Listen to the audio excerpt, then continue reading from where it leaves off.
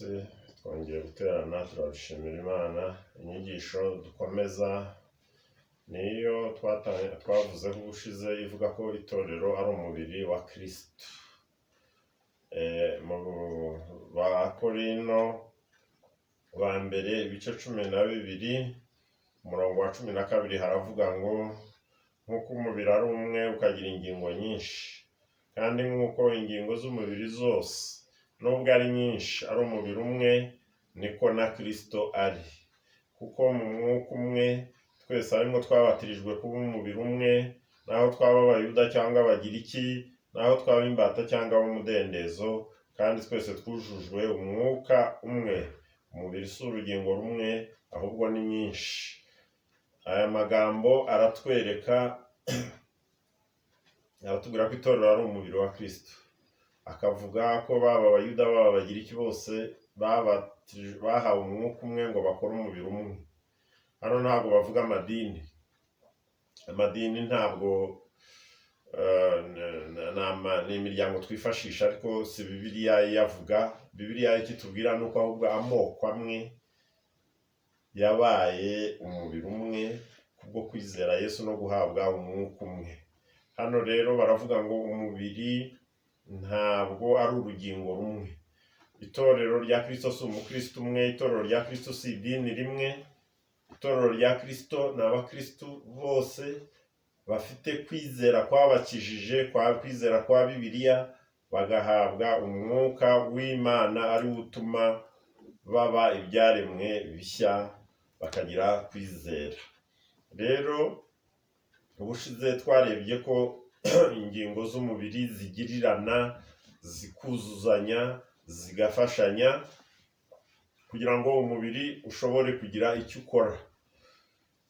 Bibiliya ikavuga rero ngo nk'uko ingingo z'umubiri, umubiri w'umuntu nyine ari nyinshi ariko zigakorera hamwe, ngo niko na Kristo ari. Rero Bibiliya idusobanurira mu buryo busobanutse ko Kristo ari umutwe, noneho twebwe tukaba ingingo z'uwo mubiri. Ubushize twabonye ko ingingo zumvira umutwe. Bikaba bivuze ngo impamvu mu mubiri w'umuntu habaho coordination, hakabaho guhuza ibikorwa mu buryo bworoheje, nuko buri rugingo rwumvira umutwe. Iyo umutwe utegetse birihuta. Iyo umuntu atwaye imodoka, umutwe ugategeka ko ikirenge gifata feri, ikirenge gifata feri ntabwo kibanza kubaza ngo banza usubiremo. Kigiye kibikora gutyo hajya haba impanuka. Ariko ikirenge ntabwo aricyo kiba cyabonye ko imbere ibintu bitameze neza ku muhanda, ahubwo amaso niyo aba yabibonye. Urumva rero ikirenge, amaso biruzuzanya kuko biba bihujwe n'umutwe umwe. Natwe rero dufite umutwe umwe, ari we Yesu Kristo. Yesu niwe mutwe w'itorero. Kugira ngo ibintu bigende neza nuko twiga kumvira umutwe. Ikindi twaravuze ngo ni nacyo twashorejeho, kugira ngo ingingo zikore neza buri rugingo rugomba gutanga serivisi, kandi kugira ngo urugingo rutange serivisi rugomba kwemera gutakaza umudendezo warwo. Ntanze urugero, iyo umuntu afite nka microphone arimo avuga, mu by'ukuri ni umuntu uba uvuga, ariko ntabwo ari umuntu uba ufashe microphone, ahubwo ukuboko niko kuba gufashe microphone. Bivuze rero ngo ukuboko gufashe microphone gutakaza umudendezo wako. Kurayifata ntabwo kujya mu bindi, ufata microphone kugira ngo kugumye kuyegereza umunwa, kugira ngo umuntu uvuge message itambuke. Rero icyo ni ikikwereka ko tutashobora gutanga serivisi mu murimo w'Imana, mu itorero ry'Imana, tutemeye guhara umudendezo wacu kubw'inyungu z'umubiri wa Kristo. Dukomeze dusoma amagambo n'ubundi twavuze ubushize y'Abaroma 12 umurongo wa 4 kugeza ku wa 5. Haravuga ngo nk'uko mu mubiri umwe dufite ingingo nyinshi, kandi ingingo zose zikaba zidafite umurimo umwe, natwe niko turi, kuko turi benshi, nyamara turi umubiri umwe muri Kristo. Umuntu wese ni urugingo rwa mugenzi we. Umuntu wese ni urugingo rwa mugenzi we, ibyo ni Imana yabigennye. ubwo bivuze ngo nk'uko maze kubivuga kubw'inyungu zo gukora neza k'umubiri, nta rugingo rw'umubiri rugira umudendezo utagira umupaka, ntabwo bikunda. Oya, niba amaso agomba kureba kure, amaguru agomba kwemera guhagarara kugira ngo amaso arebe kure, kuko iyo umuntu yicaye yareba bugufi, ariko iyo ahagaze yareba kure.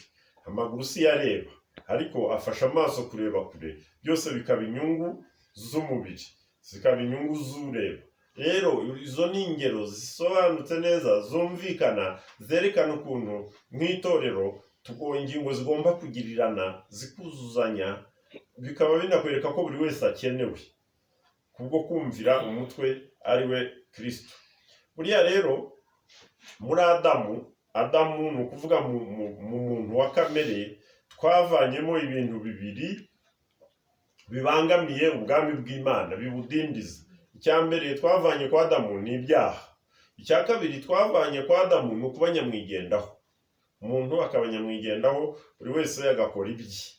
Ibyo ni ibya kamere, nibyo twavanye kwa Adamu. Iyo tumaze gukizwa, Imana igomba guhangana n'ibyo bibazo bibiri, ibibazo by'ibyaha n'ibibazo byo kuba nyamwigendaho.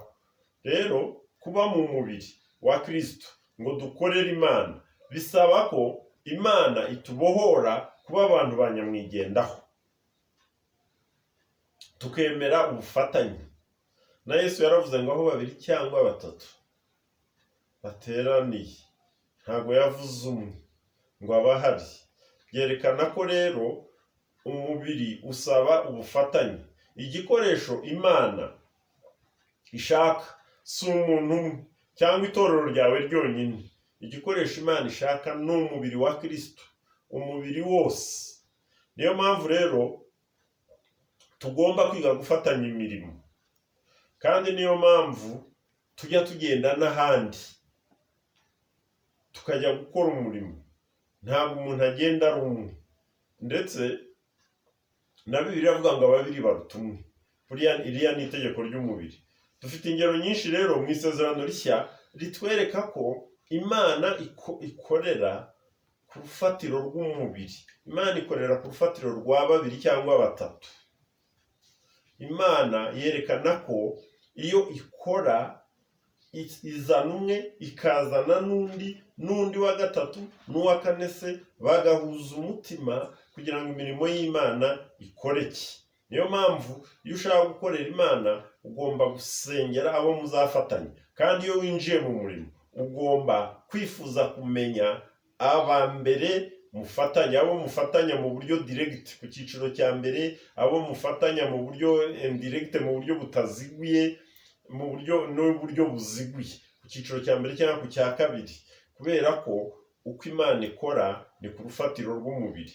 Bibiliya, iyo turebye muri Bibiliya hatwereka ko ari rwo rufatiro Imana ikoreraho. Iyo dusomye Byakozwe n'Intumwa igice cya mbere umurongo wa 14, baratubwira ngo abo bose hamwe n'abagore na Mariya nyina wa Yesu na bene se bakomezaga gusengana umutima uhuye. Aho ni Byakozwe n'Intumwa. Ibyo birakwereka umubiri wa Kristo. Nabo bose, ntabwo ari umwe gusa. Ntabwo Mariya yavuze ngo ni umwana wanjye Yesu nibyariye ndihagije. Oya, ngo abo bose n'intumwa n'abavandimwe bandi bose bari bateraniye hamwe basengana umutima uhuye. Iyo dusomye Byakozwe n'Intumwa ibice 2 umurongo wa 14, tubona ko Petero yahagurutse ngo avuge ijambo ku munsi wa Pentekote. Ariko umva uko Bibiliya ivuga ngo ariko Petero ahagararana n'abo 11 ababwiza ijwi rirenga. Yahagararanye n'abo 11. Yuda Iskariyoti yari yavuyemo, bari bamaze gutora Matiyasi ngo asimbure Yuda Iskariyoti. None hano hari Petero ngo uhagararanye n'abo 11. Birerekana ko Umwuka Wera yemeye ko na Matiyasi aba umwe mu bagize itsinda ry'intumwa 12. Ariko aka kantu bakongeyemo ngo yari ahagararanye n'abo 11. Imana ntikorera ku rufatiro rwo kuba nyamwigendaho, Imana ikorera ku rufatiro rw'ubufatanye. Niyo mpamvu icyo kamere yazanye, icyo Satani ashaka ni uguca ibice. Ubushize twaravuze ngo niba turi umubiri ubwo nta kwirema ibice, kandi niba turi umubiri tugomba gukundana ntiduhatirize kudakundana kuko nibyo bivunana. Yes, noneho hano biratwereka ko yari ahagararanye n'abo 11 ngo bakore uwo murimo. Byakozwe n'intumwa ibice 3 umurongo wa mbere ngo ku isaha ya 9 bari bagiye gusenga. Bibiliya iravuga ngo nuko Petero na Yohana barazamuka bajya mu rusengero mu gihe cyo gusenga ku isaha ya 9. Aho naho ni urufatiro rw'umubiri. Barakubwira ko yari ari kumwe n'undi, ntabwo bavuga ngo Petero gusa. Mu by'ukuri iyo urebye inkuru zikurikiraho zerekana ko bakijije ikirema ku irembo ryitwa Ryiza, ariko iyo usomye inkuru ubona bisa naho ari Petero wabikoze gusa. Ariko hano babanje kwerekana ko atari Petero gusa, ahubwo yari ari kumwe na Yohana. Kuki? Imana igikoresho ishaka ni umubiri, si umuntu ku giti cye, si umuntu umwe w'umusitari ukora ibintu byose, ahubwo ni itorero rikora mu buryo bw'ubufatanye kubwo kumvira Yesu. Ntabwo ari idini rimwe ritagatifu rikora ibintu neza andi madini akaba ari indorerezi. Oya, ni abakristu bose. Nababwiye kenshi kandi nzahora mbisubiriramo ko amadini aba ku isi, ariko mu ijuru nta madini abayo. Yes, kuki?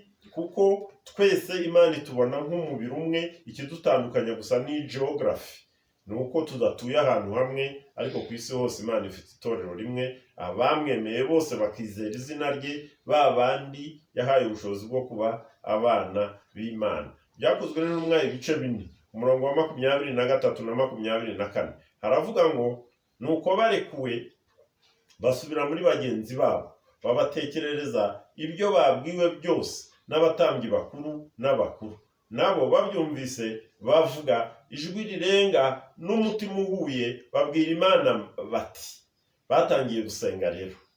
Bari bafashe intumwa, none barazirekuye, baraje basanze abandi bene data batangiye gusenga n'umutima uhuye. Ibyo birerekana imikorere y'umubiri wa Kristo. Reka tugiye ku bice 5 ibyakozwe n'intumwa umurongo wa 12. Haravuga ngo ibimenyetso n'ibitangaza byinshi byakorwaga mu bantu n'amaboko y'intumwa, kandi bose bateraniraga ku ibaraza rya Salomo n'umutima uhuye. Aha naho harakwereka ko Imana ikorera ku rufatiro rw'umubiri.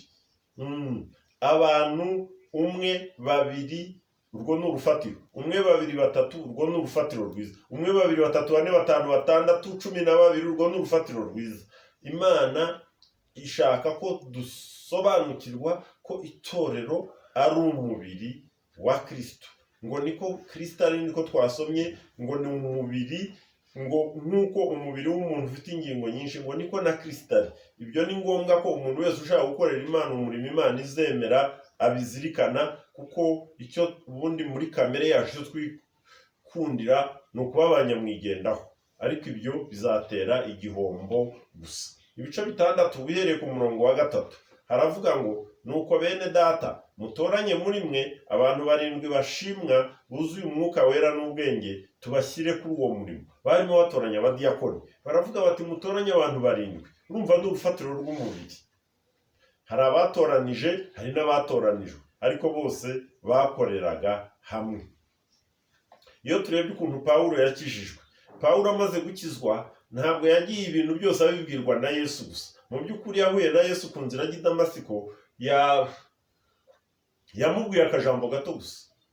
Yamubwiye bike, aramubwira ati genda ujye I Damasiko, ibindi niho bazabikubwirira. Yari atangiye kumwigisha ko uhereye icyo gihe agiye gukora ku rufatiro rw'umubiri. Ageze I Damasiko yahasanze Ananiya. Uyu Ananiya ntimumwitiranye na Ananiya wa Safira ku bice 5 byakozwe n'intumwa. Aha turi igihe Pawulo yakizwaga mu bice 9. Ngo Ananiya aragenda yinjira mu nzu, amurambikaho ibiganza, abirambitse nyine kuri Sawuli. Aramubwira ati Sawuli mwene data, Umwami Yesu wakubonekeye mu nzira waturutsemo, arantumye ngo uhumuke wuzuzwe umwuka wera. Ibyo ntabwo ari Yesu wabyikoreye kuri Sawuli, ahubwo yaramubwiye ngo genda hari abandi bazabigukorera. Yagira ngo amwigishe gukorera ku rufatiro rw'umubiri. Iyo tugumye gusoma byakozwe n'intumwa ibice 10 umurongo wa 23 haravuga ngo bukeye bwaho Petero arahaguruka avanayo nabo na bene data bamwe b'Iyopa, nabo bajyana nawe. Bukeye bagera I Kayisariya, basanga Koruneliyo abategereje, yateranije bene wabo n'inshuti z'amagara. Koruneliyo yabonekewe na marayika, aramubwira ngo ugende utumize Petero. Ariko Petero aje ngo yazanye na bene data b'iyopa, ntabwo yaje wenyine. Kandi bageze kwa Koruneliyo i Kayisariya, basanze Koruneliyo nawe yateranyije abandi. Urumva rero abagiye i Kayisariya bagiye ku rufatiro rw'umubiri, kandi bageze i Kayisariya basanze n'abandi bari ku rufatiro rw'umubiri. Ibi ni byo Bibiliya itwigisha. Ntabwo byoroshye muri iyi minsi kubona abo mujyana, kuko umubiri ntukora neza, ariko ubundi niyo ntego y'Imana, kwikorera ku ngingo nyinshi zigize umubiri umwe. Reka turebe Byakozwe n'Intumwa 13 umurongo wa mbere kugeza ku wa 3. Haratubwira uko itorero ryo muri Antiyokiya ryakoraga. Ni itorero Imana yakoresheje cyane ngo ryohereze abamisiyoneri ba mbere. Riravuga ngo mu itorero ryo muri Antiyokiya hariho abahanuzi n'abigisha, bakabavuga Barinaba, Simoni, Lukiyosi wo muri Kurene, Manayeni wararanywe n'umwami Herode na Sawuli. Ngubwo basengaga umwami Imana biyiriza ubusa, Umwuka Wera yarababwiye ngo mundobanurire Barinaba na Sawuli bankorera umurimo mbahamagariye gukora. Aha rero ni urufatiro rw'umubiri. Bamwe bari abahanuzi, abandi bari abigisha. Abigisha ntibari bihagije, abahanuzi ntibari bihagije, bari ku rufatiro rw'umubiri. Imana igiye kubatuma ngo bakore umurimo yabibwiye aba bari bahagaze ku rufatiro rw'umubiri wa Kristo. Mu by'ukuri iyo dusomye inkuru zikurikira tubona ko ari Sawuli waje guhinduka Pawulo ari kumwe na Barinaba. Ariko ntabwo ari Imana yabibwiye bonyine, yarabibabwiye kuko nabo bari bahari, ariko yabibwiye n'abandi bariya bose bavuga amazina bagize itsinda ry'abahanuzi n'abigisha. Nuko Imana ikora ku rufatiro rw'umubiri. Nuko rero Bibiliya iravuga ngo nuko bamaze kwiyiriza ubusa no gusenga, abarambikaho ibiganza barabohereza. Mu by'ukuri nuko Imana ikora. Yari ihamagaye 2, ariko abandi 3 babibereye abahamya. Ibyo rero ni urufatiro rw'umubiri. Ibyakozwe 14 umurongo wa mbere haravuga ngo Pawulo na Barinaba bari mu Ikoniyo binjira mu isinagogi y'Abayuda. Urumva ni urufatiro rw'umubiri. Rero umwuka wa nyamwigendaho ni umwuka wa dayimoni. Ni dayimoni ndetse wavuga ko ifite n'amahembe rwose. Ni umwuka wo kwirema ibice, ahubwo umwuka w'Imana udukururira gufatanya n'abandi nabo bafite umwuka w'Imana. Ibice 15 umurongo wa 2 bavuga iby'inama yabereye i Yerusalemu. Baravuga ngo maze bene data bahuza inama yo gutuma Pawulo na Barinaba n'abandi muri bo kujya i Yerusalemu ku ntumwa n'abakuru kugira ngo bajye inama y'izo mpaka. Hari havutse impaka mu itorero. Bazikemuye gute? Bazikemuye ku rufatiro rw'umubiri. Ab'i Yerusalemu nk'uko bigaragara n'izo mpaka zari zaraturutse. Ab'i Yerusalemu bateranije intumwa zari zihari. Noneho aho ikibazo cyari cyaravutse ni muri Antiyokiya no muri Galatiya, ngo batumayo Pawulo n'abandi bari muri bo. Rero Imana ikorera ku rufatiro rw'umubiri. Bajya inama, iyo ubonye iki gice ukagisoma ukakirangiza usanga bafashe imyanzuro, ariko bakavuga ijambo ryiza cyane ngo twebwe n'Umwuka Wera twemeje ibi. Ugasanga rero bari ku rufatiro rw'umubiri. Twongera gusoma Byakozwe n'Intumwa 16 umurongo wa 6 kugeza ku wa 10. Turabona Pawulo n'itimu bari kumwe bari i Tirowa, ni ku nyanja, baribaza aho bari bujye. Noneho inkuru mwarazisomye. Nijoro Pawulo ararota abona umuntu w'i Makedoniya abahamagara. Ngo nijoro Pawulo ararota abona umugabo w'umunyamakedoniya ahagaze amwinginga ati, ambuka uzi Makedoniya udutabare. Amaze kurota izo nzozi, uwo mwanya dushaka kujya i Makedoniya, kuko tumenye yuko Imana iduhamagariye kubabwira ubutumwa bwiza. Aba bantu rero kuko bavuga ngo dushaka kujya i Makedoniya, kuba byandikaga ari Luka, turabizi n'ibyo Byakozwe n'Intumwa ubwo yarimo. Baravuze ngo dushaka. Ariko kuko Paul yari yahagurukanye na Sila, ngo na Sila yarimo, kandi kuko bageze i Lusitira bafashe na Timoteyo nawe yarimo. Urumva rero Sila, Paulo, Timoteyo, Luka, urwo ni urufatiro rw'umubiri, ngo dushaka kujyayo. Umwe niwe warose, ariko abandi bahise bitabira iryo yerekwa, nuko barambuka baragenda. Iyo dusomye Ibyakozwe 18 duhereye ku murongo wa mbere, naho tubona ko bakoreraga ku rufatiro rw'umubiri wa Kristo, urufatiro ruvuga ngo 2 cyangwa 3, ingingo nyinshi. Ngo hanyuma y'ibyo Paulo ava muri Atenayi ajya i Korinto, asangayo umuyuda witwaga Akwila wavuye i Ponto, wari uvanye mu Italiya vuba n'umugore we Priscilla, kandi kuko basangiraga umwuga abana nabo bakorana imirimo. Paulo agiye kubwiriza ubutumwa i Korinto, yari amaze igihe kirekire yashinga andi matorero. Ntabwo yavuze ngo ndabizi ndabikora njyenyine, ahubwo Imana yateganije undi muyuda witwaga Akwila n'umudamu we Priscilla kugira ngo bakorane na Paulo, kandi nyuma tuza kubona ko ba Timoteyo nabo bamusanzeyo. Urwo ni urufatiro rw'umubiri. Ibice 18 umurongo wa 18 haravuga ngo nuko hanyuma y'ibyo Paulo amara y'indi minsi myinshi, maze asezera kuri bene data, arambuka agisiriya, Priscilla na Akwila bajyana nawe. Urumva Paulo arangije umurimo i Korinto, mu by'ukuri yaragiye anyura mu Efeso ahategura kuko yari kuzahagaruka nyuma, ariko Akwila na Priscilla bajyanye nawe, ntabwo yagiye wenyine. Imana ikorera ku rufatiro rw'umubiri. Ibice 18 umurongo wa 26 haravuga ngo Apolo atangira kuvugira mu masinagogi yashize amanga, maze Priscilla na Akwila bamwumvise bamujyana iwabo, bamusobanurira inzira y'Imana kugira ngo arusheho kuyimenya neza. Aha ni inkuru zitwereka umurimo Akwila na Priscilla bakoze mu Efeso. Apolo nako yari ahageze, yari umuyuda wavukiye Alexandria, yari afite ishyaka, ariko hari ibyo atarasobanukiwe neza. Kimwe mu mpamvu tugomba kwifatanya na bene data mu gukora umurimo, nuko babiri baruta umwe. Ibyo utazi abandi barabizi, ibyo udafite abandi barabifite. Uri wenyine wajya mu buyobe, ariko uri kumwe n'abandi bakugorora, bakunganira, ingingo zirunganirana. Ntawe umenya byose usibye Yesu, ariko ingingo zo ziruzuzanya. Apolo rero ahageze yari afite ishyaka, arabwiriza, nuko baramwegera, bumva inyigisho ze hari ikiburamo, nuko baramufasha, baramuhugura. Nyuma Apolo aza kugira umumaro. Ni Apolo, ntabwo ari Paulo. Hagira umumaro niko batubwira, baramwohereje ajya i Korinto, agira umumaro munini cyane. Rero Bibiliya itwereka ko ari rwo rufatiro. Twasoma n'indi mirongo myinshi mu Byakozwe n'Intumwa ku bice 19. Reka wenda turangirize ku bice 20 umurongo wa 4. Baratwereka itimu Paulo yari arimo, n'abantu bari baturutse iburyo ibumoso hirya no hino. Ngo ryo ryazumye Paulo agambirira kujya i Siriya anyuze i Makedoniya. Aho nsoma ni Ibyakozwe 20 guhera ku murongo wa 4.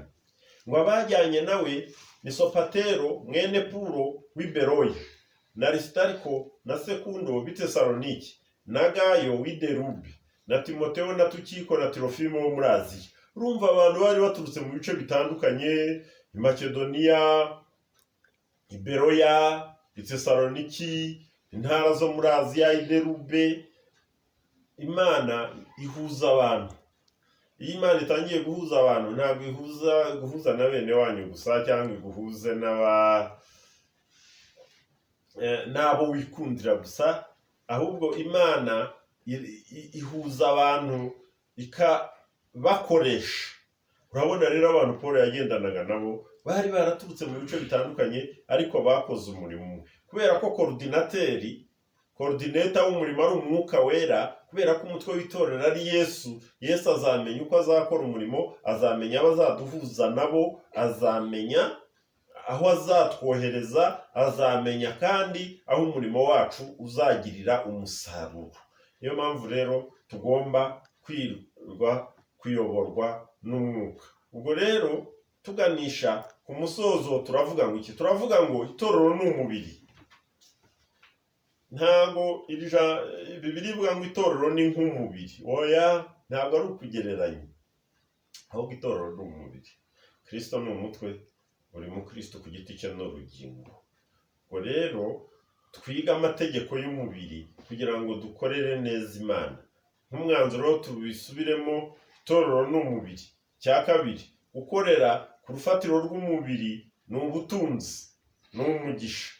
Naho kuko gukorera ku rufatiro rw'umubiri byubaka ubwami bw'Imana kandi byubaka umubiri wa Kristo. Iyo buri rugingo rwumvira umutwe, Imana itegura izindi ngingo zizafatanya narwo umurimo. Tugomba gukora twumvira umutwe. Umutwe ni Kristo, kuko umurimo si uwacu, idini si iryacu. Oya, umurimo si uwawe, umurimo ni uw'Imana. Bene data si abacu, si umutungo wacu. Bene data ni abana b'Imana. Imana yihamagariye, ibandika mu gitabo cy'ubugingo, ikazabajyana mu ijuru, ikabaha umwuka wayo. Rero Imana itugirire neza, duhishurirwe umubiri wa Kristo, twe kuba abanyamwigendaho. Dusoreze kuri ya Zaburi n'ubundi twasomye ubushize, 133, ngo dorere, ngo ni byiza n'iby'igikundiro ko abavandimwe baturana bahuje, ngo bimeze nk'amavuta y'igiciro cyinshi yasutswe ku mutwe wa Aroni, ngo bimeze nk'ikime cyo kuri Herimoni kimanukira ku misozi y'i Siyoni, ngo kuko aho ariho Uwiteka yategekeye umugisha, ari wo bugingo bw'iteka ryose. Turongera dusubiremo amagambo twavuze ko iyo hariho gukorera ku rufatiro rw'umubiri, amavuta aramanuka nyine, ubwiza bw'Imana burigaragaza n'umugisha ukaboneka, Imana igahabwa icyubahiro, noneho itorero ryo rikagira ubuhamya. Imana itugirire neza. Turagushimye Mana ku bw'aya magambo. Turongera gusaba cyane Umwuka Wera yahishurira abayumva, abashaka kugukorera babikore bafite ubwenge bwawe, kandi babikore batayobagurika, bazi amahame n'amategeko agenga umubiri wa Kristo. Tubisabye twizeye mu izina rya Yesu. Amen.